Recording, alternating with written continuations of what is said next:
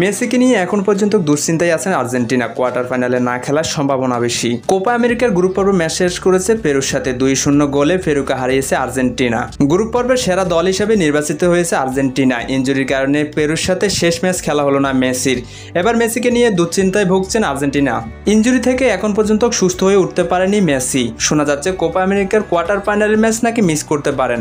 আগামী শুক্রবার পেরুর সাথে সকাল 7টায় কোয়ার্টার ফাইনালে অনুষ্ঠিত হবে। আর্জেন্টিনার একাদশ নিয়ে আসতে পারে বিভিন্ন ধরনের পরিবর্তন।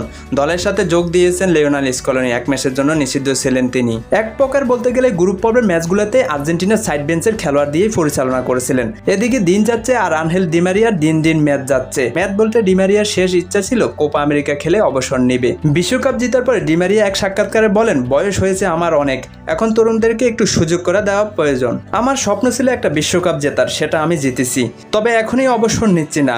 আমার শেষ ইচ্ছা হচ্ছে কোপা আমেরিকা শেষ করে আমি অবসর নেব। এদিকে কোপা আমেরিকা শেষ হতে যাচ্ছে, তাহলে ডি মারিয়াও কি অবসর নেবে?